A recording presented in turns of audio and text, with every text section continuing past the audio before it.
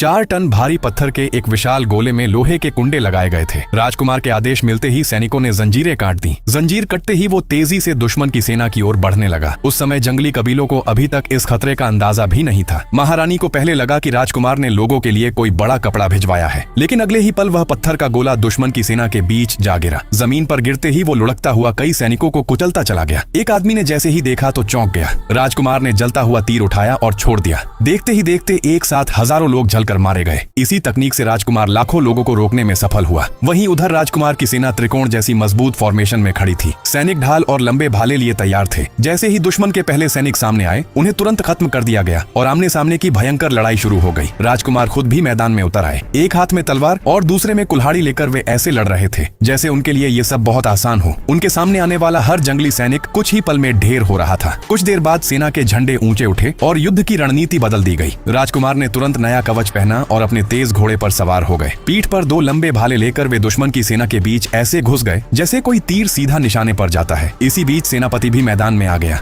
वो सोने से बने शेर के आकार के रथ पर सवार था। उस रथ के आगे पवन चक्की जैसा घूमने वाला तेज हथियार लगा था। जैसे ही वह दुश्मन की भीड़ में घुसा, कई जंगली सैनिक उस मशीन में कटकर गिरने लगे। सेनापति खुद भी दुश्मनों पर टूट पड़ा और चारों तरफ तबाही मच गई। लगातार नुकसान देखकर जंगली सेना पीछे हटने लगी, लेकिन जंगली राजा हार मानने वाला नहीं था। गुस्से में उसने एक घटिया चाल चली। उसने निर्दोष नागरिकों को पकड़कर अपनी सेना के आगे खड़ा कर दिया ताकि वे इंसानी ढाल बन जाए। ये देखकर राजकुमार को हमला रोकना पड़ा, लेकिन सेनापति को इसकी परवाह नहीं थी। वो अपने रथ के साथ दुश्मनों पर हमला करता रहा। ये क्रूर दृश्य देखकर महारानी भी घबरा गई। तभी राजकुमार को एक तरकीब सूझी। उन्होंने घुड़सवार सैनिकों को खास तरह के रस्सी वाले गोले लेकर आगे बढ़ने का आदेश दिया। देखते ही देखते कई ऐसे गोले दुश्मन की तरफ फेंके गए। उन रस्सियों में उलझकर नागरिकों के पैर फंस गए और वे जमीन पर गिर पड़े। जैसे ही नागरिक गिरे, उनके पीछे छिपे जंगली सैनिक सबके सामने आ गए। जंगली राजा कुछ समझ पाता उससे पहले ही घुड़सवारों के तीर चल चुके थे और दुश्मन की सेना को भारी नुकसान हुआ। इसी मौके का फायदा उठाकर घुड़सवार सीधे दुश्मन के कैंप में घुस गए। एक बार फिर मैदान में भयंकर लड़ाई छिड़ गई, लेकिन खून से लथपथ जंगली राजा अब अपना आखिरी और सबसे खतरनाक हथियार इस्तेमाल करने की तैयारी कर रहा था।